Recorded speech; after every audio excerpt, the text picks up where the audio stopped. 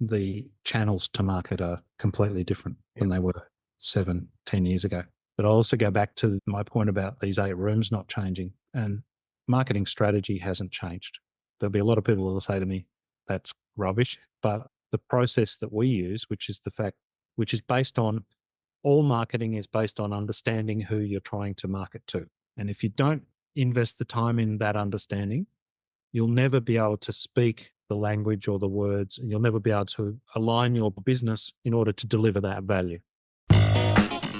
Welcome to Playing with Perspective, the suspended animation podcast, where we hear real stories from real people and we tackle all sorts of fun topics in the areas of business, marketing, entrepreneurship, mindset, the arts, and, well, life itself. It's amazing what you will pick up. Thanks for joining us. Welcome, everyone. Darren Saul here, your host of Playing with Perspective, the suspended animation podcast. I hope everybody is doing fantastically well. It's the end of the week. It's episode 230, and I have the fantastic Hunter Leonard with me today. How are you, Hunter? I'm good, Darren. How are you, mate? Very, very well. I love the shirt you put on just for us. Oh, thank you. You're welcome. We're going to be chatting about something very interesting today. Make your business work for you. Hunter is the chief strategy guy at Blue Frog Marketing. He enjoys living the Renaissance life and pursues multiple interests and activities in business and out. From strategy and writing, self-publishing 10 books and working on number 11, ghostwriting for business and community leaders, photography, cooking, music, and the environment. Hunter loves creating sustainable strategies and giving back to the environment. He has run his own businesses for 25 years, helping over 500 clients to revenue growth in excess of $2 billion. Well, welcome to the stage, Hunter. Oh, thanks, Darren. It's great to be here, and hopefully we can have a cool chat and give some tips to the listeners. It'll be fun. The first thing I want to do is become one of your clients, because if you can help me get to 2 billion, I'm pretty happy.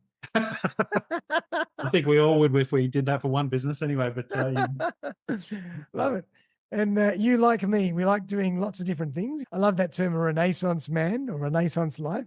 Yeah. Because it is fun, and we were chatting a bit about that before we went on air. But before we get into all that, tell us a bit more about your story, what you do, and why you love the variety in the Renaissance life so much. Yeah, I like it because it's interconnected. Like, I get curious about things, and probably that comes from the fact that I studied science at university. And if I remember back to being a kid, I was always curious about collecting animals and plants and things. Like, I'd collect tadpoles and put them in a tank, and then I'd watch them turn into frogs. And I'd collect insects and take them into my room. And I think that used to freak my mum out, because she'd come in and try to check on this teenager's room and try to clean up, and there'd be insects on my desk and stuff. And she wasn't real sure about that, but she certainly fostered my interest in plants and things. I worked at a plant nursery for a while. And I think that curiosity for life and people and different things, I think that's what drives that, because I'm curious. And when I get curious about something, if I'm interested in it, I want to get good at it. So I'll, like my guitar playing, I'll spend a lot of time learning to play, rather than just, I don't want to do things by half measure. If I'm going to have a crack at it, I want to do it well. I love that. Do you read music, by the way? Yep. Yeah, I read music. I learned it. I had the best, I think this is for most people, you get people come into your life that you're inspired by. And I had the best teacher come to our school probably in about year 9, I'd say. And he put together a big band and a rock band, and I was in both of those playing the bass guitar. And he taught us how to read music, and he put on musicals, and he wrote the scores for them by hand from the records. So he was this guy, you could just go, how does somebody do that? And it inspired a whole bunch of my mates, actually. I've got a friend of mine who's got a big 0 birthday coming up. When he and I have known each other since we were 5 years old, and we ended up playing music together. And he was just one of those guys that sort of came in and inspired us on music. So yeah, it's pretty cool. Yeah. You're a bit like me like that. If I go down a path, I know that I can do well at it, or I want to do well at it, and I have some ability for it, so I'll pursue it. But if I know that I have no talent in one area, I just won't even start, because I know I'm not going to be able to develop it at all. Yeah, totally. And I think everyone's like that. We've all got our own talents. And yes, I might try a lot of different things, but there's also a lot of things I don't try. So. Yeah, exactly. Certain things I know, I'll leave that to the professionals. It's out of my realm. Exactly. But so you do lots of business consulting, you running a few different businesses. Tell us a bit more about all the different things that you do. Yeah, so I've run a marketing business for 25 years with my wife, Nicole. And prior to that, I was in general management of an advertising agency. And prior to that, I was in product and marketing management in the pharmaceutical and health industry. So I've probably had 35 years or so in marketing. But in running our business the last 25 years, we've worked with, as you said at the introduction, we've worked with a lot of business owners. And so they've become my favorite people because they're the sort of people that are willing to have a crack. They take responsibility for not only their own family, but usually several other families. On average, I suppose most small business owners would have 3 or 4 employees. So they're taking responsibility for those employees. And you often see businesses, particularly nowadays, a lot more businesses are purposeful. In other words, they exist to make a profit, but they're also returning some of that profit to the community through supporting stuff. We support stuff in the environment because I've got that science background, and we support human rights activities and other things because they're the things that we enjoy. But I speak to a lot of business owners and you'll see them giving back to the community that has helped them create the profit in the first place. And I really love that about business owners, that they're taking responsibility for themselves, their employees, and the community. And not all businesses, some businesses, I'm sure all of us have come across businesses that are just in it for the money. And sometimes we feel a bit ripped off by their service, but a lot of small business owners really are closely connected to their community, and they do like to give back, which I think is admirable. Yeah, I think actually I was at a conference the other day and there was a lady presenting on this kind of thing. And I think she said, as we develop more as business people, we move away from just doing business for money. There has to be that environmental or giving back component to it as well. It's not just for money only.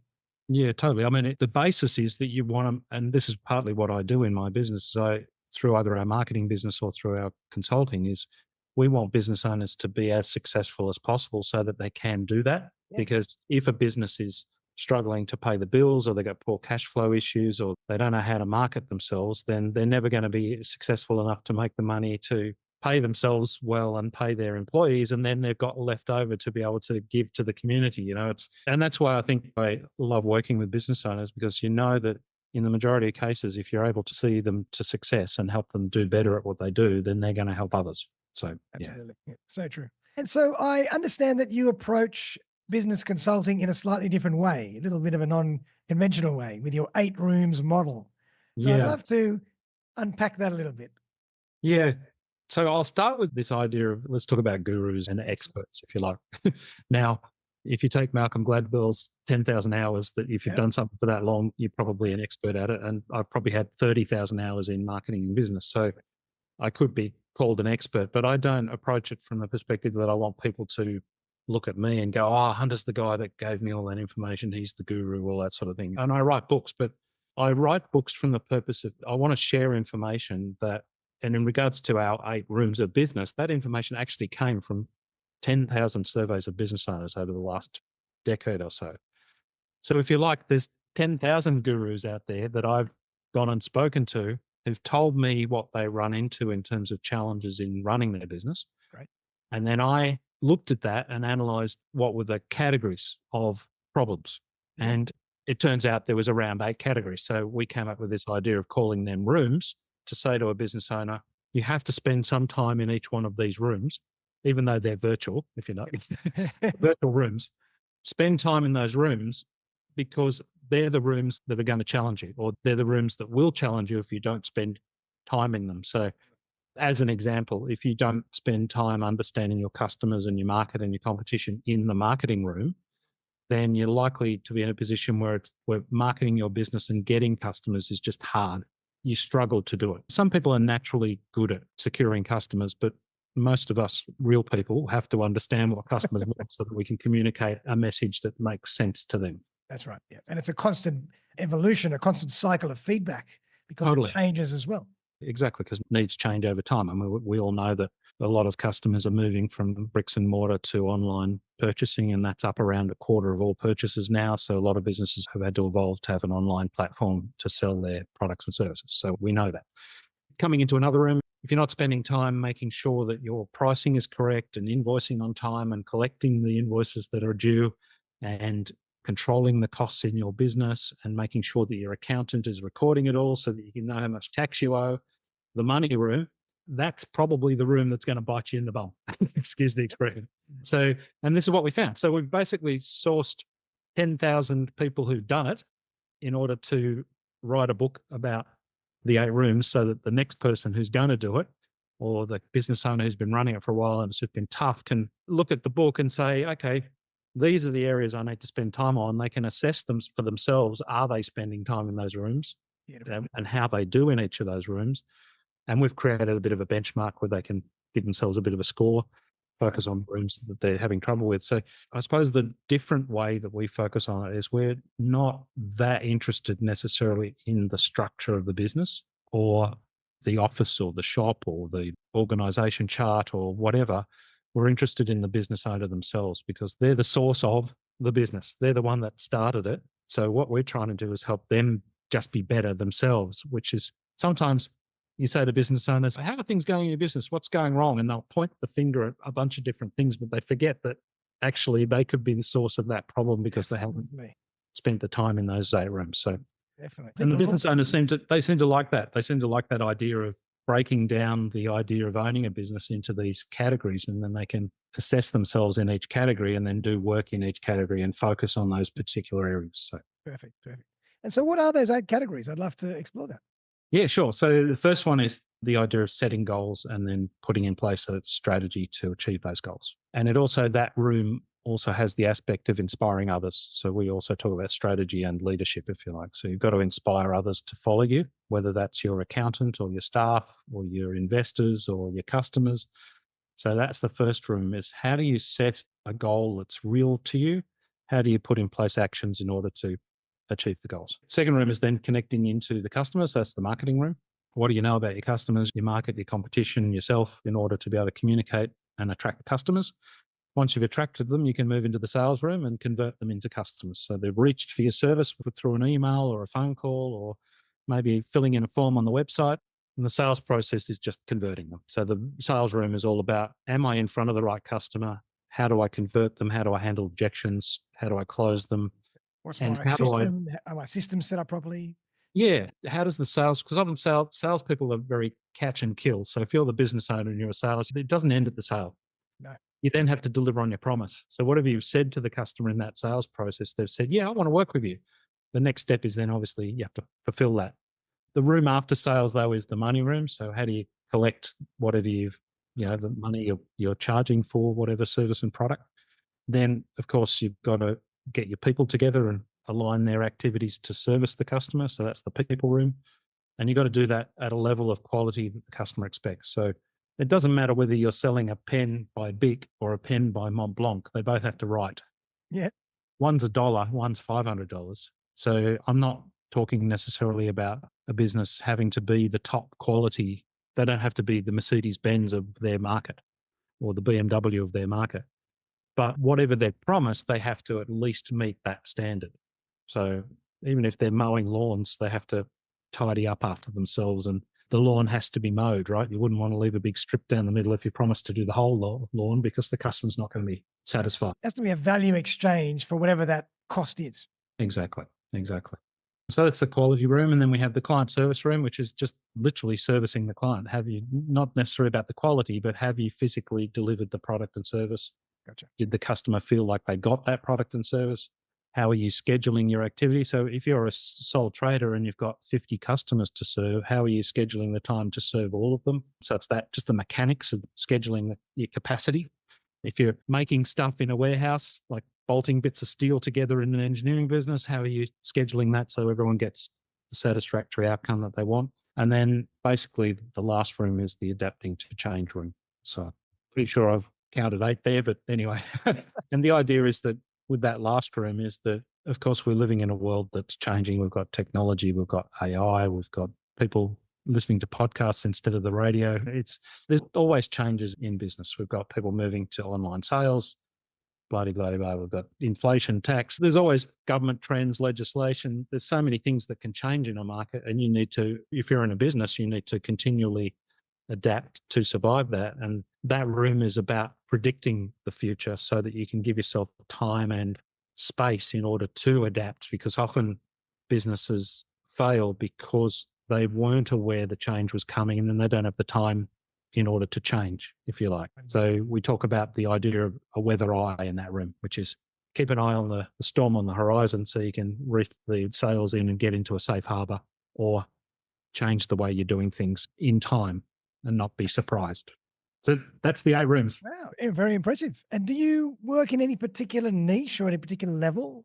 No, we work with business owners of all sorts of organizations. They can be starting a business, they can be a few $1 million in turnover, and we've worked with large $1 billion companies as well, with the owners of those businesses. Because what's interesting, this is a really interesting thing. We did the survey of 10,000 business owners, and they're all sorts of industries.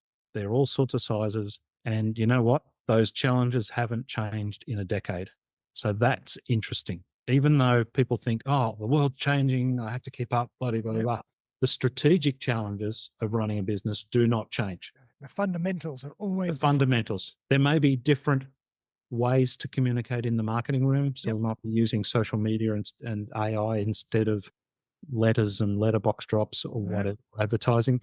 But the strategic challenges don't change. And that means that we've got half a chance as a business owner to know that we're always going to spend time in those rooms. What we do in those rooms might change, but the rooms still exist. I love that. Very cool. Yeah. And as I'm listening to you, what makes me question as well is one person is not going to be as naturally talented in every area or for every room. So how much time do they have to spend in each room before they start delegating? Well, this is the really key part, I think, is that I think you have to be willing to, as long as you're aware of what has to occur in each room, which is effectively what we do with most of our business owners. We set the foundation and the basics of what has to happen. Yeah. Then you can make a decision. Am I going to do it myself? Or am I going to go and get an expert in the marketing room? Or am I going to get an expert in the finance or accounting room? Now, obviously, most businesses must have an accountant because, and often they need a legal advisor. Not all businesses necessarily need a marketer or sales help, but as a business owner, at least what we find is that business owners, once they're aware of that, they can then break down the things that they know they need to be aware of, but they don't have to be the person doing it. And this is true even if you're a sole trader with a small business. It still can make sense sometimes to invest the $500 a month in a good financial advisor than trying to do it yourself and wasting hours and hours of time when that could be better put to use servicing your customers or sitting with your team and making some plans or whatever. I mean, and of course, there's also, forget outsourcing to a person, but this is where technology comes in. I mean, one of the greatest technology advances we ever did in our business was moving from a physical bookkeeper who used to come in and go through all the invoices and code everything to Xero or a cloud-based computing, because everything automatically happens. And now within a few minutes, we can make sure what things, and they're automatically being coded to various things. So technology is a great alternative for people paying for a software as a service, as long as that technology and that software as a service was thoughtfully put into the business to save the business owner time or money. And not like at the moment, what happens sometimes in businesses is people go and subscribe to all of these things because they look exciting, but they're not actually helping with the dynamic of delivering value to the customer. So that's an important proviso to that. I love that. And funny enough, you should say that. I'm reading a great book at the moment that was referred to me by another colleague. Yeah. I can't remember the name of the author, but the name of the book, I think, is Buy Back Your Time. Yeah. Got it. And I think it's Dan Martell. I'll put that in the show notes. But he talks about when business owners go to start outsourcing or delegating, they sometimes can delegate and outsource the wrong tasks. Yes. So they might outsource tasks that they think they might need, but it leaves them with their plate still as full as it ever was. So instead of thinking about what does the business need, think about what do you need so you can free up your time as the business owner. So it's a little paradigm shift, but it's really interesting. Totally. And I think time management of business owners is probably the most critical thing, because you often, especially smaller businesses where they haven't got to the point where they can employ people to help them. But nevertheless, the business owner still needs to know, and in relation to having these 8 rooms, they need to know that when they go into each room, they're actually doing a different role, which they could hand over. But when you hand something to somebody else, you also need to hand with them the way it needs to be done. and you need to measure how it's being done with that person. They don't necessarily, I mean, you employ an expert, they're not necessarily going to do it the way you would do it. Yep. They'll probably do it better and faster. Yep.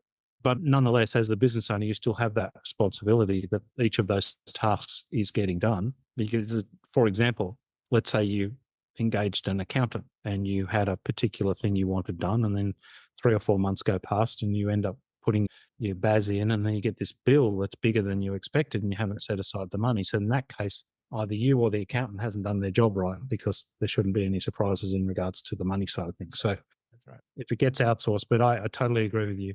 As a business owner, the person should always be thinking they should have the highest value. Yes. So what are they worth? And it doesn't matter. I don't mean maybe worth it on an hourly basis, but they could say, this is what I want to be worth. Therefore, anything less than that, I shouldn't be doing. But I have to get the business to a size big enough and price it correctly so that I can actually then hand those things over and still make a good profit and expand my business and, those sort of things. It's fascinating. And he's actually calculated what would be a business person's buyback rate. So he works out what their hourly rate is, and then what they would need to spend to outsource as a percentage of that, of his or her hourly rate. So he calls that the buyback rate. I think it's fascinating. So really nicely done. Yeah. Yeah, totally. And often business owners undervalue themselves. They don't think they're worth as much as they are. But I said to somebody the other day, I was talking to them about value, and they're kind of the rainmaker in their business. And when they sell a contract worth $15,000 or $20,000 with 2 hours of their time, then actually that's what they're worth because they've sold this. Exactly. So they're worth thousands of dollars per hour because they brought that. Now, they're not necessarily delivering it, but this person didn't have that sense that they were the valuable person, which was, but without them, that sale wouldn't have occurred. That's great. There's a great story. I think it goes something like this. Leonardo da Vinci or Picasso, one of them was in France on the river when they were starting their career, and they were just painting. And someone comes up and says, "Oh, just paint me. Can you do a portrait?" He goes, "Yeah, sure. Take a seat." 2 minutes, gives it to the person. They said, "Wow, that's fantastic. How much do we owe you?" "So much." She goes, "What? So much? It took you 2 minutes." He goes, "No, it took me my whole life." And that's exactly what you're saying. Yeah, exactly. Yeah. Fascinating. And so it sounds like you've metamorphosized from a marketer into a business consultant or business coach. Is that right? Yeah. And that sort of came through two sort of trends, if you like. The first was, of course, as you run your own business, you learn things. I call them blood noses. You have times when you get smashed in the face and something happens, and whether it's bad debt or an issue with staff or an issue with a client or whatever it is, you learn stuff. But that experience is only you and your business, which sometimes I see business coaches who only ever run their own business, and suddenly they think they can coach people in all these other businesses, which is not necessarily true because everyone's experience is different. But the second thing, that sort of transformation from just marketing to strategy, was that a lot of our clients are 5, 10, 15, 20 years they've been with us. So we've been running their marketing for 20 years. But inevitably, because we're a strategic marketing business, we get very in depth with the strategy of the business, and we get to know the person. They become friends often. And of course, when you have that sort of relationship, they then start asking questions about other things.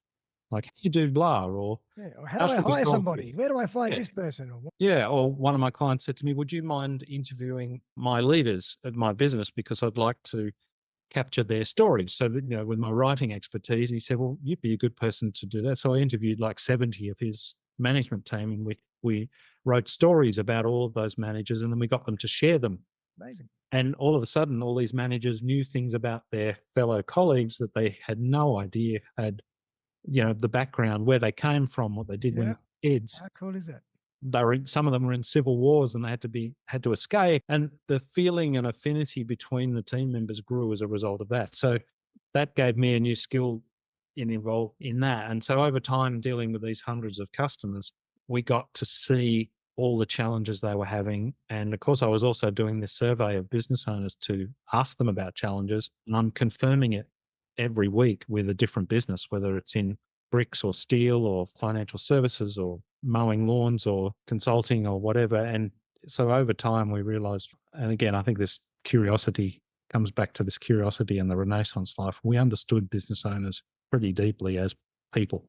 Yeah. as humans. What was keeping them awake at night?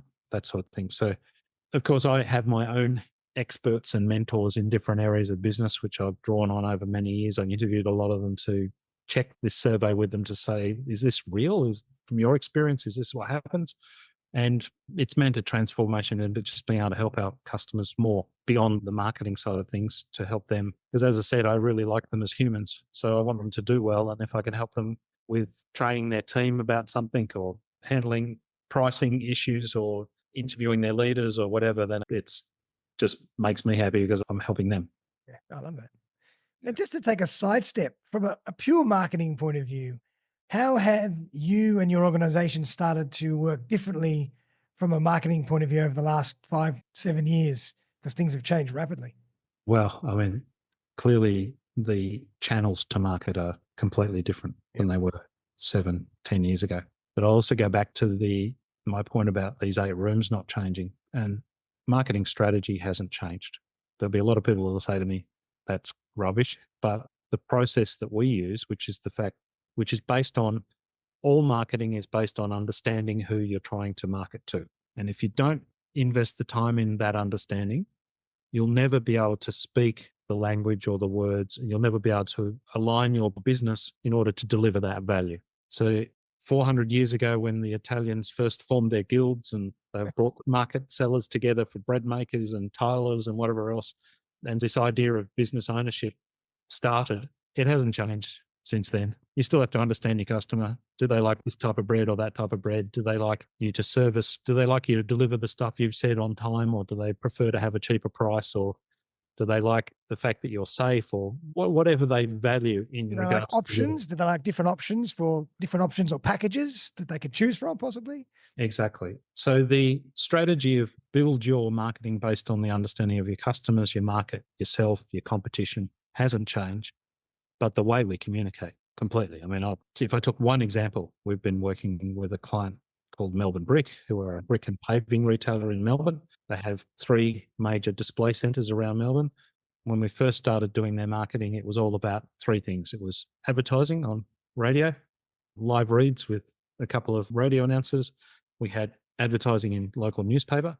We had letterbox drops, and we had trade promotions where they would buy this amount of stuff and you get a jacket or whatever. Cool.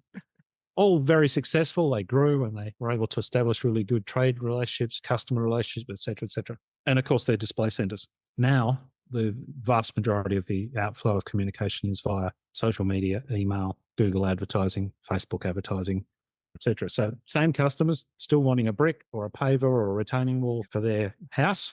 So the customer's needs haven't changed, but the way they find out about it certainly has. And also the way that they research and know so much about you before they even pick up the phone. Totally. That's changed. In the old days, that wasn't the case. You had an opportunity to sell and walk them through, be consultative and walk them through the whole journey. Now they've already nearly at the point of buying before they even ring you. Yeah, totally. I also will point out one more thing that hasn't changed. What hasn't changed is people still want somebody to help them and service them once they've made the decision. And I think a lot of companies are making the mistake of putting technology and artificial intelligence and chatbots and frequently asked questions and websites in between them and the customer. Customers are, in most cases, are happy to make a transaction online, but if they then have a challenge or something they need help with, they want to speak to a human. Definitely. Which is Friction. a different part of the business, right? Customer service. So I'm seeing that this idea of human connection and having really great customer service staff and great people in your stores and great people on the phones is critical to invest in them. Don't pull the investment away from that. Yeah. Sure, invest in your technology to be able to make the transaction clean and simple, etc. But don't hide your phone number or hide your customer service staff on the website. And I'm sure you've seen it. A lot of people, you can't find it on. No end. It You kills can't me. find it. It's so frustrating.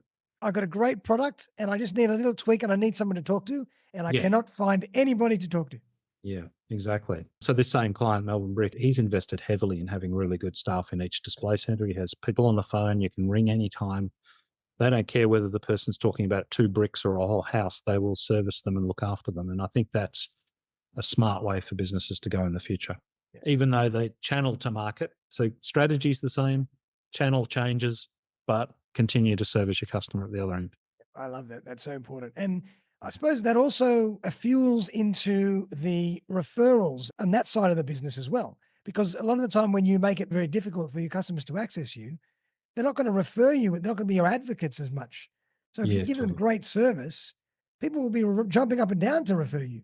So a lot of Yeah. people forget about that little add-on and they try and save money, but it's not, they don't look at the big picture. Yeah, it's totally worth investing the time in having that conversation with a customer, no matter what size they are.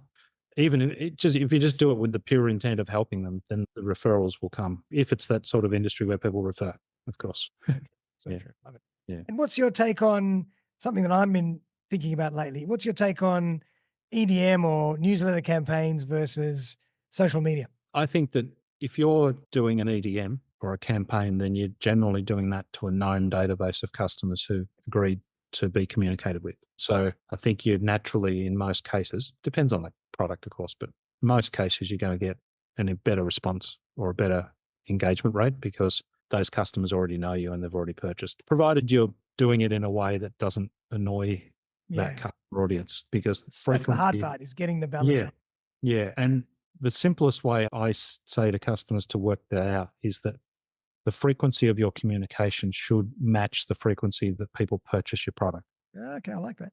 Because if you're, let's say you're a real estate agent and people buy a property every 7 to 10 years, then probably you only need to email them maybe once every 6 months Yeah, with a bit of information. that's very true. If they're a property investor, maybe quarterly or maybe a little bit more frequently. If somebody is a trade person who's buying bricks and pavers, then you could probably email them once a month or once every 6 weeks. The alternative, which is the annoying part, I'll give you one of my own experiences, is I purchased a camera from an online retailer. The camera was for work. It was with lenses and stuff. It was probably a couple of $1,000s. I then proceeded to get 3 emails a day for the next 2 months from this retailer trying to sell me all sorts of other things. And I thought, well, that's just stupid because, and I just unsubscribed, of course, because immediately it's the same as when people connect with you on LinkedIn and try and sell you straight away. It's just give me a breath. I want to know what you do. I'll happily transact with you if I have a need for your service, but I don't need to be sold straight away, you know? And maybe if they would have sent you an email every 2 weeks to say how you can keep your camera dust free or how keep your lenses clean or where to put your camera, how to store it, that might be more useful than just trying to totally. Or a video from 6 photographers that you admire yeah, that just, exactly. hey, I How to took take these better photos. photos. Yeah, all that Whatever. sort of. Would have been probably happy smashing me out of the park with 3 emails a day on whatever else. And even more annoyingly, they'd put me into 12 categories. So I had to unsubscribe from each of those 12 categories. Anyhow, we'll move on. Love it. Now, I want to revisit just something that you mentioned as well before is that what you ignore in business comes back to bite you. Can you tell us a bit more about that? Yeah, totally. And this probably comes back to your theme of the whole podcast interview of this, how do you make your business work for you? This is what we see with business owners. If they fail to invest in researching their customers, then it'll be the marketing room that hurts them. Mm-hmm. If they fail to set goals that everyone aligns to and they're working towards it and regularly measuring their progress, that's what will cause them troubles. 90% of businesses fail to set goals and then regularly assess their progress towards them.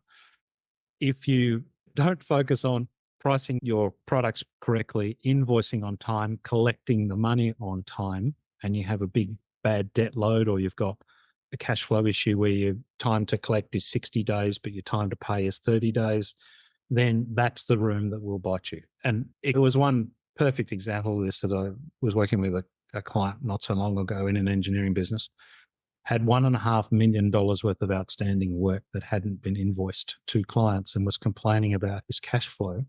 And how long had that been on the debtors for? 12 months of work or something. That's crazy. Small engineering company. Now, here's the thing. His clients loved him. He was the best at holes and bolting and welding these bits and pieces together and sending them out to clients. So great work, but just in an absolute crunch on money because his desk was one of those classic old desks with an in tray full of whatever's quotes and work orders and stuff everywhere. And it turns out he actually didn't really have a money problem because once he put in place a strategy to collect what was there, he lost some of it because it was too old. but he collected a big percentage of it. And the amount that was collected enabled him to invest in new facilities. He didn't have a problem buying product because he had money there.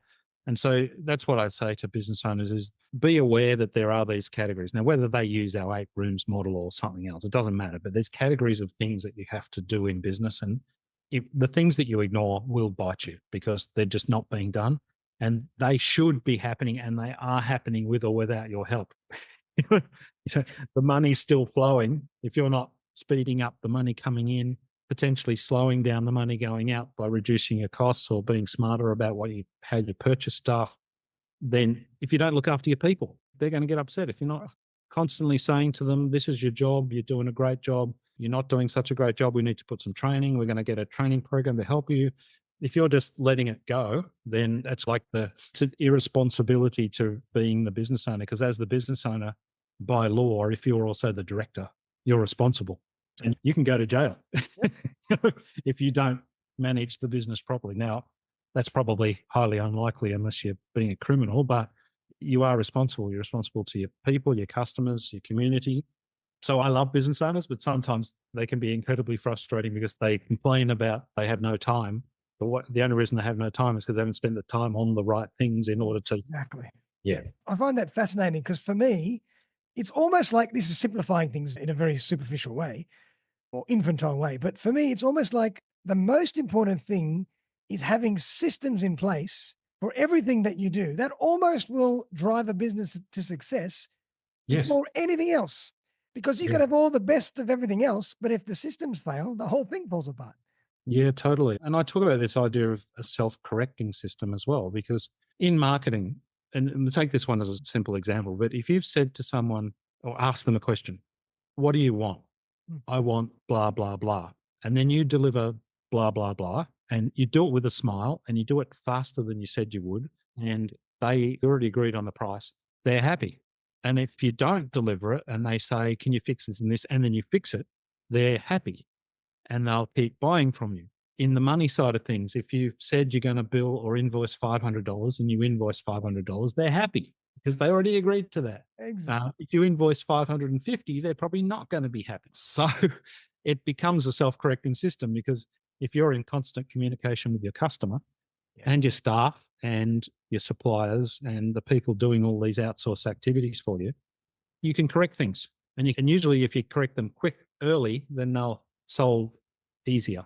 Again, we get back to this. If you don't do it, it'll bite you in the bum because that's exactly what happens. So Very true. it doesn't mean that every business is going to survive. I mean, let's not be, Of course. we don't live in a perfect world. And sometimes surprises come along and things change and people get sick or customers change, a better supplier comes along, but it does definitely improve your chances of succeeding. Definitely. If you do these things. Yeah. Because it allows you to also see clearly where you're at.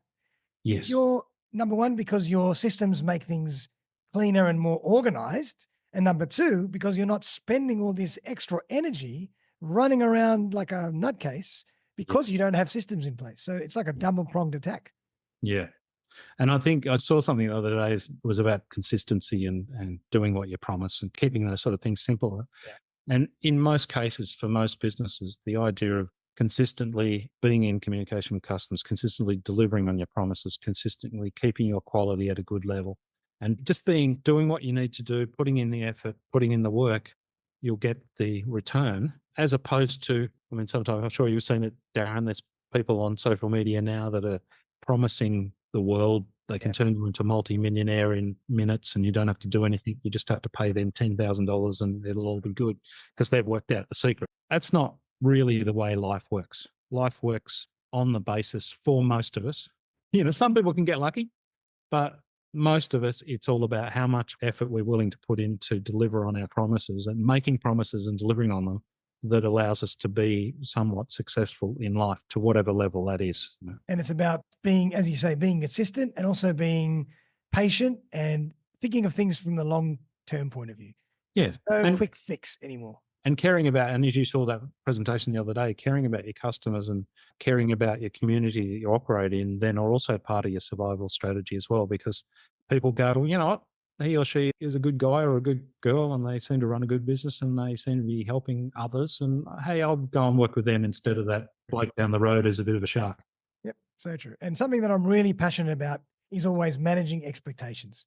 Something so simple, and a lot of people just forget to do it. Not that I'm an expert, but it's something that I'm always aware of. Yeah, I agree. I think that's important too. Really important. So let's talk about your book. It's going to be out probably in, I would say, end of October, early November. October. Love it. It's called 8 Rooms of Business, yeah? Yep. So it's basically taking this information that we've found and that we've been using for some years. We've probably helped about 3,000 or 4,000 business owners with the benchmarking and the 8 rooms and the idea. But I wanted to put it into a book because I like to be able to share these sort of insights with people so that they don't necessarily have to then have me consult to them. They can just access it. They can read the book and they can get some solutions. And it's got some fun case studies of some of these different businesses we've talked about and tips and tricks across each of the rooms to put the basis in. And yeah, looking forward to it. And so what made you decide to write the book? Because writing a book is not an easy feat. No. Well, it comes, I've done a few, as you said in the introduction. Yeah, you've done 10. My written a God. few, and I've written a few for other people as well. So I've got the process of writing down, but I don't write books just for the hell of it or just for fun and giggles or whatever. I only start a book if I feel like I've got something that I want to be able to share. In this regard, it's the 8 rooms. I had talked about the 8 rooms before, but it was in a specific niche with mature age people. Because one of our businesses, we're interested in helping end ageism with people in their 50s and 60s who were starting businesses. So we're really taking this information and broadening it out to all business owners so that they can access it rather than just having that specific niche. So I write books because I like to share the information and hopefully it gives a few people some value. And do you write them all yourself, or do you ever get help or get a ghostwriter to help you or anything like that? No, I write them all myself, which All is yourself. probably how I ended up being a ghostwriter for other people because I enjoy writing it. So a few people that didn't want to do it themselves have asked me to help. So Wowee. And it sounds like you've mastered the art of self-publishing as well. yeah, the first time it was a real struggle to understand how to get all the bits and pieces together. Again, like I've done with the 8 rooms, I break it down into the parts. You've got your writing, you've got your editing, you've got your layouts and design, and then you've got your publishing, and then you've got your promotion. So fortunately, self-publishing a book these days is actually quite simple if you just follow the process. You can get it onto Amazon or you can sell them online as electronic copies. You can get them printed on demand. There's all sorts of tech that's available to do it because you have to sit down and actually write the words, of course. That's probably the toughest part, but the rest is relatively easy. Love it. And so just out of interest, because it fascinates me, what's your writing process like? Do you sit down at a certain time of the day? Are you very strict or is it very sporadic? Definitely carve times out. I think anything worth doing in life, I think it needs to be in the diary and schedule so that you do it as if it's a meeting. It's important. So Stephen Covey's big rocks, put your big rocks in the diary first and then you can handle the rest of your life around it. My main process is for each book, I first of all plan out the topics or subjects that I'd like to talk about. And I make a pretty extensive list. So most people know this, but let's say an average business book has about 40,000 words. And if I had a topic list of 30 or 40 things that I wanted to share, then you're roughly about 500 to 1,000 words on each topic. On any given day, I look at the list and I go, well, what do I want to write about today? And I'll pick one of those topics and then I'll write. If I look at something and go, I'm not feeling it, I don't start because that avoids writer's block completely. That means I can You're not sit in the down and flow. go, It doesn't resonate with you. Maybe I'll try something else. yeah. And I'll come back to that because once I've done 25 of the 40 topics, those last 15 get easier because I've already handled most of them, you know what I mean? So, True. yeah. And I'll sit down and I'll write somewhere between 1,000 and 5,000 words at a session and take it from there. My God, impressive. Yeah. What about audiobooks? Do you do those as well or just written at this point? I've done a couple of the books as audiobooks as well. The first one was one of my marketing books and I got a friend of mine to do the voiceover. Right. Wow. Then he actually runs a company where he creates audiobooks, which was really cool. But he then advised me, he said, no, it's probably better if you voice your own book because of the style of book that I'm writing. So the other two, I just sat down and had to record. That's a tough gig. Yeah. You're a podcast host, I'm sure but if you have to sit down it might take 6 or 8 hours to read the content of the book. You don't want to do that all in one hit, obviously, but even sitting down for an hour and talking can be quite tough. So I find that probably a bit more difficult than the actual writing. Absolutely. And funny enough, I was researching this for a friend of mine. The process of getting an audiobook up and running and approved is actually much more complicated than you think. Yeah, Like it has to be done perfectly. The structure, the amount of segments, it's not just record it and then just give it to somebody. It's very intricate. Yeah, totally. So it's good, but good that we've got some experts out there that can help. So it's good to know. If people need to get help with writing and self-publishing, do you do that for them as well? I'm always happy to help people, even with no obligation. If somebody wants to have a chat, I'm happy to spend 10, 15 minutes and show them my process. And yeah, it's hard. Always happy to. There's people out there that coach people on books as a business. I don't do that, but I'm always happy to share the info. Okay, great. So it's coming out in October, 8 Rooms of Business, and it's going to be elaborating on everything we've discussed today, pretty much. Yeah, exactly. And so, Hunter, if people want to find you and learn more about you, the book, what you do, what's the best way for them to do that? Well, they can either go to our company website, which is bluefrogmarketing.com.au, or they can reach out and find me on LinkedIn. There's not too many Hunter Leonards around, so hopefully they'll be able to find me. I'm there on LinkedIn. I publish a lot of my articles on LinkedIn, and I'm always happy to be connected with people and have a chat. Nice. And so I've got to ask you, where did Blue Frog come from? We were living in the Blue Mountains outside Sydney. With my science background and my tadpole story I told you about, I've always loved frogs. And my wife suggested that a blue frog would be a good idea, to be a little bit different. So is blue your favorite color? Yes, it is. Yes, I can see that. You're wearing blue today as well. There you go.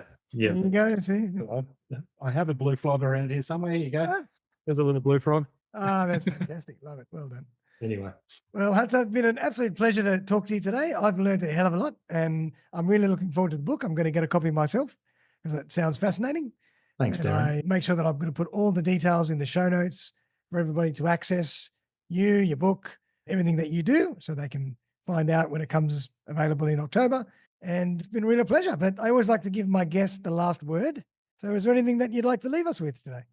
Oh, sure. Look, just have fun and make sure you give back. Love it. That's a beautiful way to finish. Well, thanks again, Hunter, and everyone out there. Hope you enjoyed that as much as I did. We're going to see you very soon for our next episode.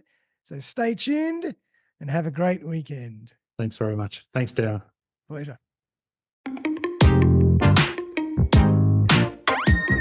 Thanks again for joining me for another episode of Playing with Perspective, the Suspended Animation Podcast. If you would like to join me as a guest on the show, I would be delighted to collaborate. Feel free to buzz me on 0414 659 800 or email me on darren@suspendedanimation.com.au. I'm always on the lookout for great guests who can share their stories and expertise with my community. Also, if you have been thinking about putting your own podcast together and not sure where to begin, look no further.